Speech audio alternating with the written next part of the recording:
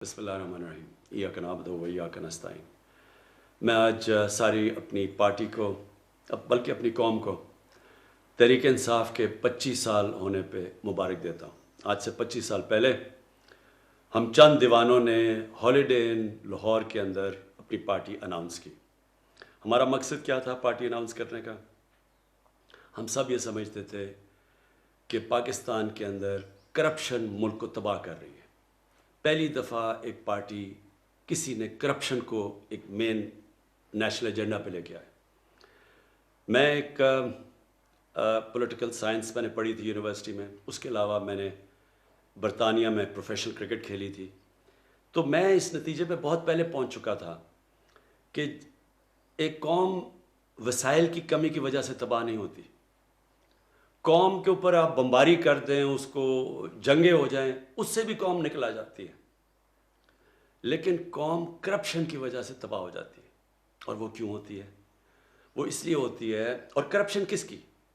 دو قسم کی کرپشن، ایک تو نچلا سرکاری نوکر، پٹواری، تھانے دار، ایک تو یہ کرپشن کرتے ہیں، لوگوں کو تنگ ہوتے ہیں اس سے۔ لیکن جو کرپشن قوموں کو تباہ کرتی ہے، وہ جب ملک کے حکمران، پرائم منسٹر، وزیر جب وہ کرپشن شروع کرتے ہیں، وہ قوم مقروض ہو کے تباہ ہو جاتی ہے۔ اور یہ ساری کہانی ہے، اگر آپ جیسے تیسری دنیا کہتے ہیں، ڈیولپنگ ورلڈ کہتے ہیں، آپ ایک ایک ملک میں چلے جائیں تو وہاں ان کے حکمران وہی کر رہے ہیں جو ہمارے حکمرانوں نے کیا اور تب کر رہے تھے جب میں نے یہ پارٹی بنائی۔ ملک کا پیسہ چوری کر کے، منی لانڈرنگ کر کے باہر لے کے جا رہے تھے۔ تو تب میں نے فیصلہ کیا اپنے دوستوں کے ساتھ کہ ہم ایک پارٹی بنائیں گے جس کا نام ہم نے انصاف رکھا، کیونکہ جب انصاف ہوتا ہے تو کرپشن ختم ہوتی ہے۔ انصاف کا مطلب قانون کی بالادستی، قانون کی بالادستی کا مطلب کہ کمزور اور طاقتور قانون کے سامنے ایک برابر، اور اس کا مطلب جو طاقتور کرپٹ لوگ جو ملکوں کو تباہ کرتے ہیں، جو ساری اس وقت ڈیولپنگ ورلڈ کو تباہ کر رہے ہیں، ان کے طاقتور کرپٹ لوگ، ان کو قانون کے نیچے لے کے آئیں۔ یہ تھی ہماری آج سے 25 سال پہلے وجہ میری طرح کے آدمی کو پولیٹکس میں آنے کے لیے، جس کو اللہ سب کچھ دے چکا تھا۔ باقی پولیٹیشنز کو تو پولیٹکس سے پہلے کسی کو نہیں جانتا تھا۔ میں تو سب پاکستان میں اس وقت بڑا نام تھا، کامیاب انسان تھا، ضرورت نہیں تھی پولیٹکس کی، اللہ نے دیا تھا سب کچھ میری ضروریات کے مطابق۔ وہ سٹرگل چلی ہماری 15 سال، 2 الیکشن بیچ میں آئے۔ پہلے الیکشن میں 1 سیٹ بھی نہیں، دوسرے الیکشن میں 1 سیٹ۔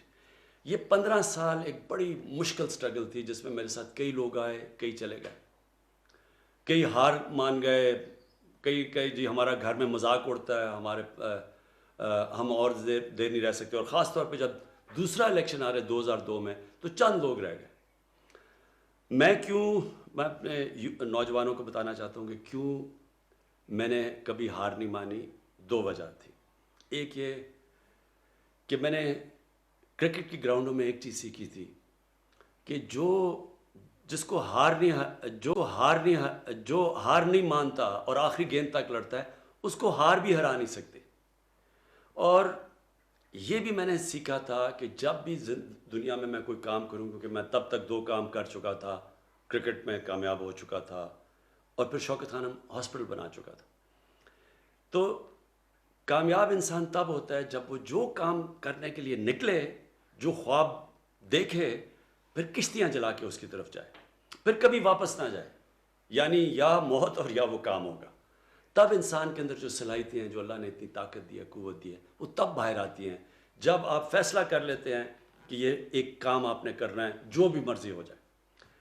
اور پھر میرے سامنے نبی صلی اللہ علیہ وسلم کی زندگی تھی، میں نے ان کی بڑی کلوز اسٹڈی کر چکا تھا۔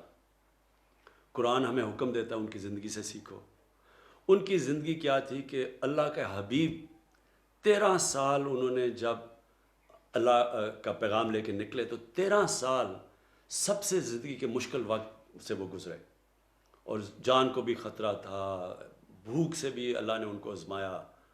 تو میں نے یہ سوچا کہ ہمارے لیے سبق ہے کہ جو سٹرگل ہے اس سے کبھی گھبرانا نہیں چاہیے، کیونکہ اس کے بعد جو اگلے 10 سال تھے، ان 10 سالوں کے اندر انہوں نے دنیا کی تاریخ بدل دی۔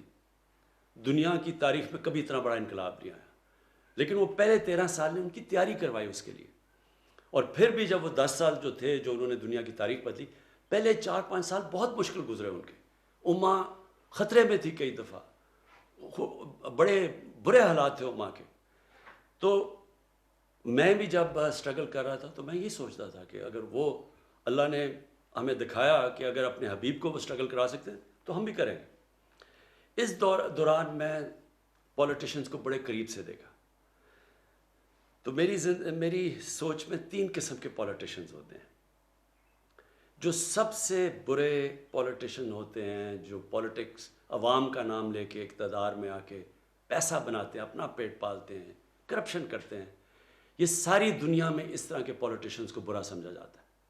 اس کے بعد کئی ایسے پولیٹیشن ہوتے ہیں وہ سمجھتے ہیں کہ اقتدار میں آ کے ہم اپنا بھی فائدہ اٹھا لیں اور ہم لوگوں کا بھی فائدہ کروا دیں.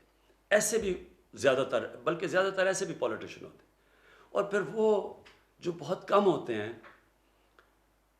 جو پولیٹکس کو عبادت سمجھتے ہیں. اور سب سے بڑی مثال سرکار مدینہ کی ہے، کیونکہ انہوں نے تو ذات کے لیے کچھ کیا ہی نہیں. وہ اسی جدھر آئے اسی مسجد نبی میں رہے، جب بیت المال میں پیسہ بھی آ رہا تھا انہوں نے اس کی کوئی اپنی ذات کی نہیں سوچی. پھر ہمارا یہ 15 سال تک پہلا فیز رہا. میں ہمیشہ سمجھتا تھا کہ میں تب دوسرے فیز میں جاؤں گا، یعنی کہ الیکشن جیتنے کے فیز میں جاؤں گا جب عوام میرے ساتھ آئے گی. اور وہ میاں والی کا ماڈل تھا. میں میاں والی میں جب پولیٹکس 2002 میں آیا تو صرف بچے میرے ساتھ تھے اور تھوڑے سے نوجوان. آہستہ آہستہ نوجوان علاقے کے سارے میرے ساتھ آ گئے، اور نوجوانوں کو دیکھ کے پھر آہستہ آہستہ جو سیاسی شخصیتیں وہ میرے ساتھ آنی شروع ہوئی. یہی ماڈل ہوا جب کہ 30 اکتوبر 2011 میں ہم نے مینار پاکستان میں پہلی دفعہ لاہور کے لوگ میرے لیے نکلے. اس سے پہلے میں کوشش کرتا تھا، لاہور کے لوگ نہیں نکلتے تھے. 30 اکتوبر کو مینار پاکستان میں لوگ نکلے، اور اس کے بعد سارا جو پولیٹیکل سرکلز تھے، جو الیکٹیبلز تھے، ان ساروں نے دیکھا کہ ووٹ بینک آ گیا تو وہ آنا شروع ہو گئے. پھر پارٹی بننی شروع ہوئی. 2013 کے الیکشن میں ہم پختونخوا میں ہماری گورنمنٹ بنی، لیکن بڑی دھاندلی کی گئی. اس دھاندلی کے بعد میں نے کہا 4 حلقے صرف کھول دو تاکہ اگلا الیکشن ٹھیک ہو.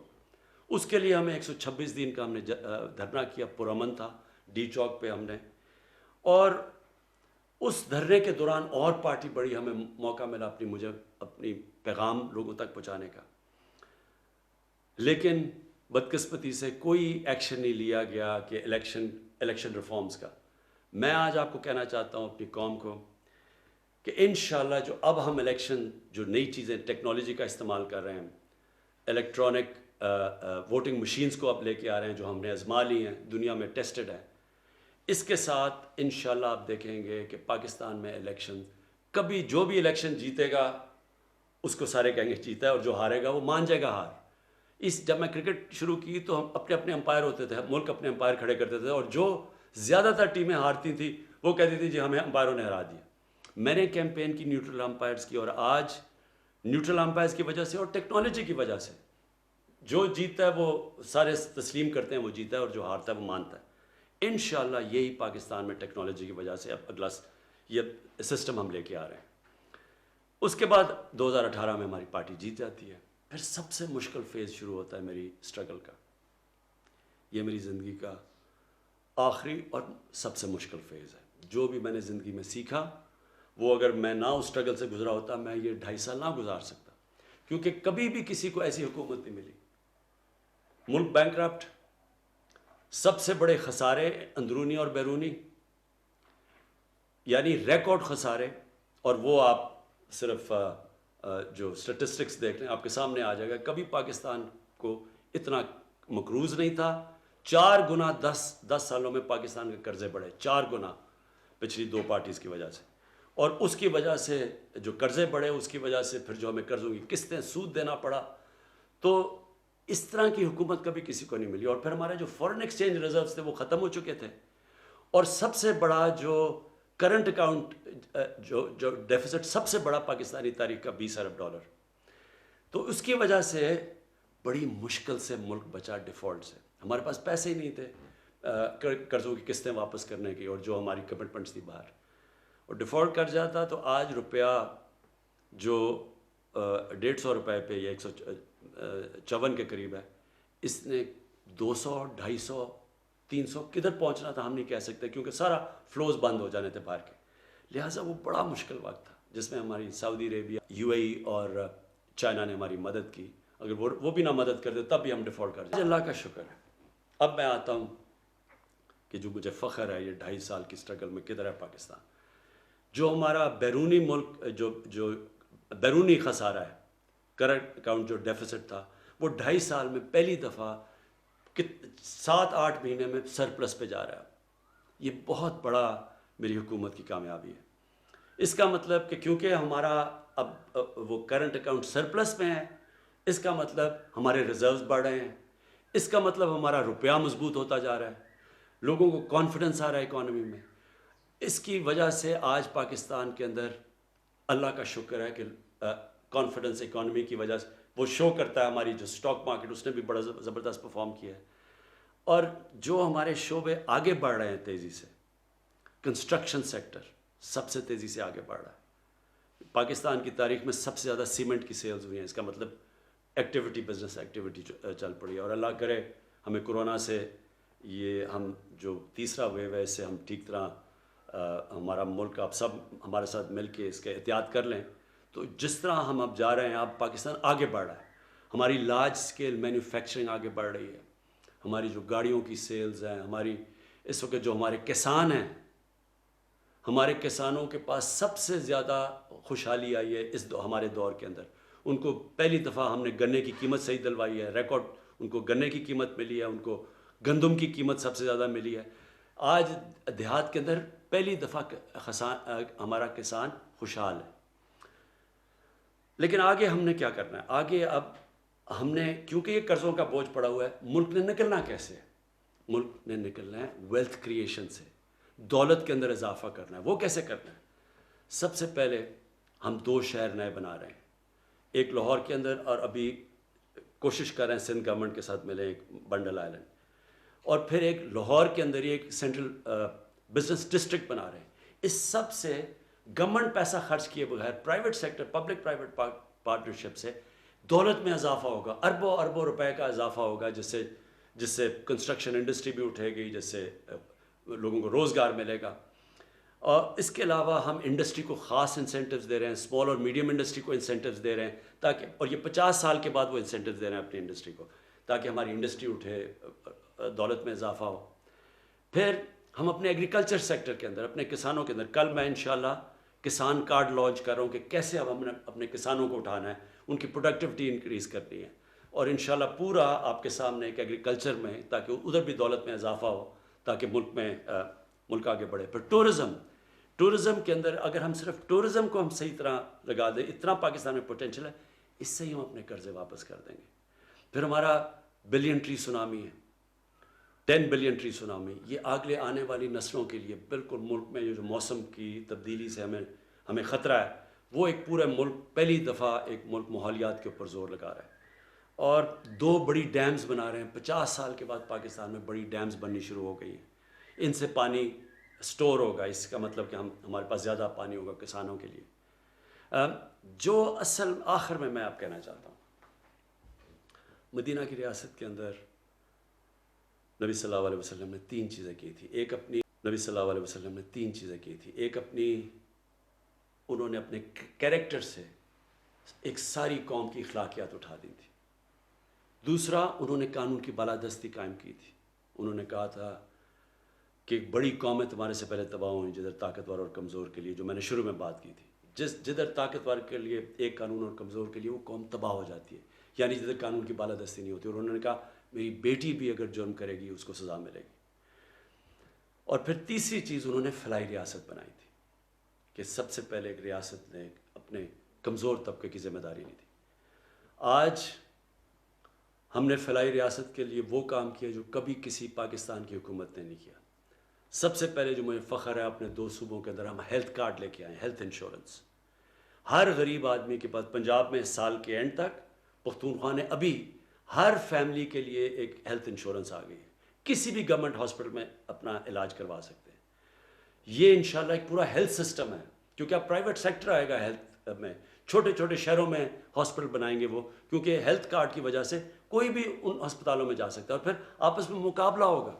اگر کوئی ہاسپٹل صحیح علاج نہیں کر رہا تو وہ ادھر ہیلتھ کارڈ ادھر استعمال کریں گے جدھر اچھا علاج ہو رہا ہے، تو اس سے پورا سسٹم انشاءاللہ بدل جائے گا۔ ہم نے پناہ گاہ بنائی جس کا مجھے بڑا فخر ہے کہ، اور یہ انشاءاللہ ہر جگہ جدھر مزدور جاتے ہیں ادھر ہم بنائیں گے تاکہ وہ رات گزار سکیں، ان کے پیسے بچیں، وہ سارے اپنے بیوی بچوں کو پیسے بھیجیں، ان کو مفت کھانا ملے، رہنا ملے۔ یہ ہم نے شروع کیا ہے۔ ابھی ایک اور ہم ٹرک سب سارے پاکستان میں جائیں گے، ان علاقوں میں جدھر غریب علاقے ہیں، تاکہ کوئی بھوک نہ ہو، کسی کو کوئی بھوکا نہ سوئے۔ جو ہاؤسنگ ہے، پہلی دفعہ پاکستان میں اب ہم کمزور طبقے کے لیے گھر بنا رہے ہیں، اور یہ کبھی پاکستان میں پہلے نہیں ہوا، کیونکہ پاکستان میں وہ سسٹم ہی نہیں تھا، مورگیج فنانسنگ ہی نہیں تھی، بینک قرضے ہی نہیں دیتے تھے۔ وہ ہم نے قانون چینج کیا بینکوں کے ساتھ بیٹھ کے، انشاءاللہ اب وہ طبقہ جو کبھی پیسے دے کے گھر نہیں لے سکتا تھا اس کی اب مدد کریں۔ لیکن آخر میں جو سب سے بڑا اس وقت جنگ، battle for the soul of Pakistan, ملک کے مستقبل کی جنگ لڑی جا رہی ہے، وہ قانون کی بالادستی کی ہے۔ جو بڑے بڑے مافیاز ہیں، جو سیاسی مافیا ہے، جو وہ لوگ جو کارٹلز بیٹھے ہوئے ہیں، جو مل کے پیسے بڑھاتے ہیں، لوگوں کے لیے چیزیں مہنگی کرتے ہیں، یہ سب اکٹھے ہیں۔ ہر وہ جو کہ کرپٹ سسٹم سے فائدہ اٹھا رہا تھا وہ ہمارے خلاف اس وقت کھڑا ہوا ہے۔ یہ ہے اب جو جنگ ہم لڑ رہے ہیں، یہ جنگ جس وقت ہم جیتیں گے، اور انشاءاللہ جیتیں گے۔ یہ آپ سمجھ لیں کہ اللہ نے جو نعمتیں اس ملک کو دی ہیں، شاید ہی کسی ملک کو دی ہوں۔ وہ نعمتیں تب، یہ ملک کی نعمتوں کا تب فائدہ اٹھائے گا جب اس ملک میں انصاف ہوگا۔ خوشحالی ملک میں تب آتی ہے جس ملک میں انصاف ہوتا ہے۔ آپ دنیا کے نقشہ دیکھ لیں، جو سب سے خوشحال ملک ہیں ادھر سب سے زیادہ قانون کی بالادستی ہے، جو سب سے غریب ملک ہیں ادھر قانون نہیں ہے، انصاف نہیں ہے۔ اور جب مدینہ کی ریاست میں سب سے پہلے قانون کی بالادستی آئی تھی، پھر خوشحالی آئی تھی، اور انشاءاللہ وہی پاکستان میں ہوگا۔ پاکستان زندہ باد۔